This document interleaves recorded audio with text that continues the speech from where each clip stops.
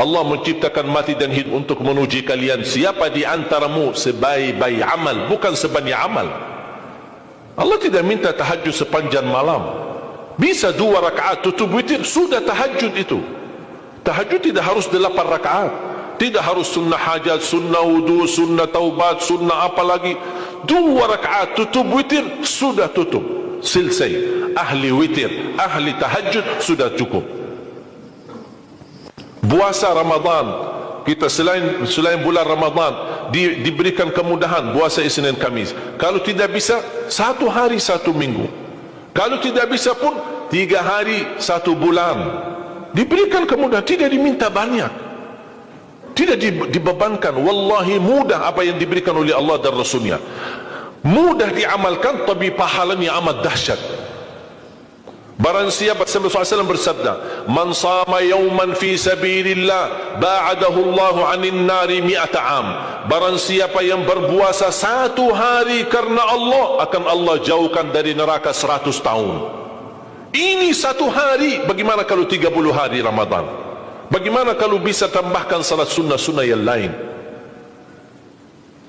Salat duha, kesempatan, tidak harus 8 rakaat, tidak harus 6 rakaat, tidak harus 4 rakaat, 2 rakaat, dan tidak harus dibaca wasyamsi wa duhaha. Banyak jemaah curhat kepada saya, keluhannya apa? Saya tanya, saya ingin salat duha, tapi susah, saya tidak bisa hafal wasyamsi wa duhaha dan wadduha wal laili idza saja. Masa gara-gara tidak hafal wasyamsi wa duhaha wa duha tidak salat duha?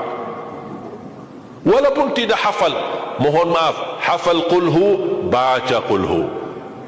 Rakaat pertama qulhu, rakaat kedua dah apa-apa, qulhu lagi. Asal duha terjaga. Betul?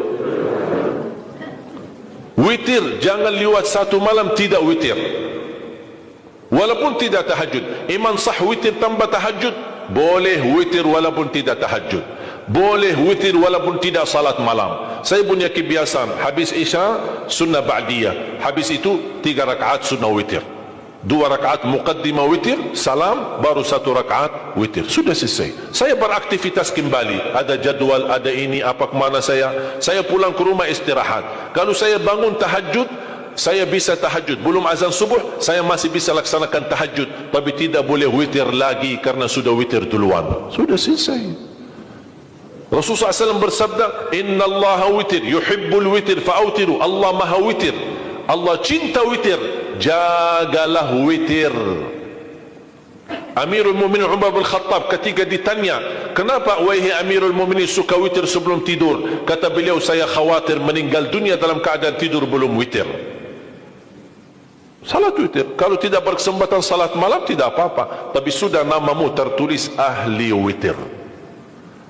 Kalau bapak-bapak, ibu-ibu yang sudah biasa bangun tengah malam, suka bangun tahajud, sudah terbiasa, tak apa-apa, boleh witir belakangan. Tapi kalau ada yang merasa kekhawatiran atau tahu dirinya suka malas, bangun tapi malas-malasan, berat untuk laksanakan, daripada kita ketiduran, tidak salat sama sekali, mendingan witir amankan dulu. Diamankan witirnya supaya tertulis namamu ahli witir. Kalau sempat tahajud syukur, tidak sempat alhamdulillah sudah tertulis nama kita ahli witir. Termasuk baca Quran, sedekah subuh, termasuk amalan yang sangat mudah tapi sangat terbaik dan agung manfaatnya, bahkan dahsyat balasan Allah. Kenapa sedekah subuh lebih istimewa daripada sedekah di waktu lain? Saya meyakini dan tidak diragukan, orang Indonesia paling suka bersedekah. Setiap majlis ta'lim, setiap ada acara kegiatan majlis ta'lim atau kota amal di waktu Jumat, dimanapun ada orang Indonesia pasti suka bersedekah, beramal saleh, mengisi kota amal. Tapi yang perlu diperhatikan pertama sedekah subuh. Kenapa sedekah subuh lebih istimewa? Karena ada malaikat yang Allah turunkan, tugasnya cuma satu, mendoakan orang yang bersedekah di subuh hari. Siapa yang tidak mau doa malaikat? Yang kedua, di subuh hari selalu kita bersedekah, termasuk di waktu subuh maupun di waktu lain. Sering saya memperhatikan jarang jamaah menggunakan doa sesudah sedekah. Padahal doa sesudah sedekah atau sedekah disertai doa dahsyat, bahkan doa terjamin makbul.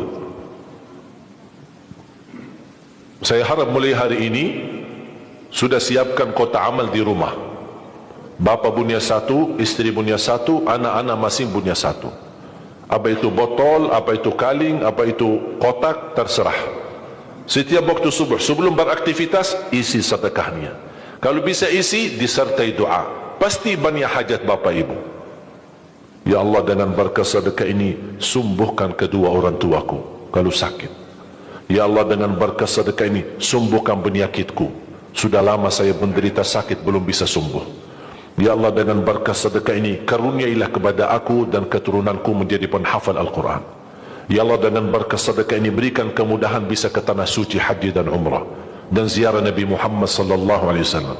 Ya Allah, dengan berkah sedekah ini, anakku sedang ujian, termasuk anak-anak, ajarin anak isi sedekah, anak doa. Ya Allah, saya lagi ujian, mudahkan ujian saya.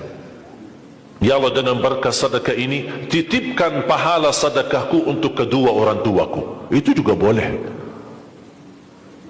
Tetapi tolong disesuaikan. Jangan sedekahnya koin-koin, tapi doanya sampai terbit matahari.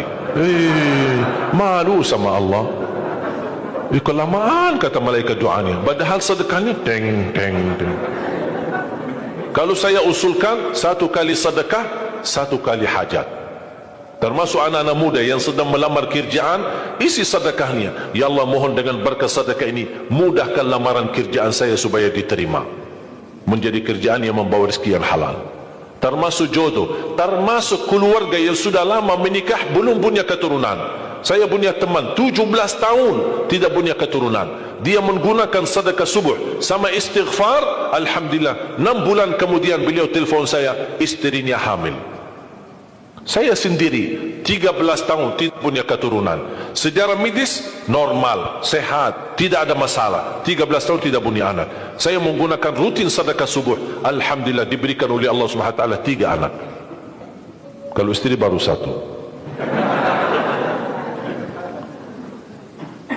Dahsyat manfaatnya sedekah subuh untuk hajat kita. Kapan saja Bapak Ibu bersedekah, jangankan hanya sedekah subuh. Kalau bisa sedekah subuh menjadi amal ibadah yang tetap. Selain sedekah subuh, kalau anda gunakan sedekah dimanapun, termasuk di hari Jumat, isi kotak amal, jangan lupa disertai doa. Sebutkan hajatmu. Siap?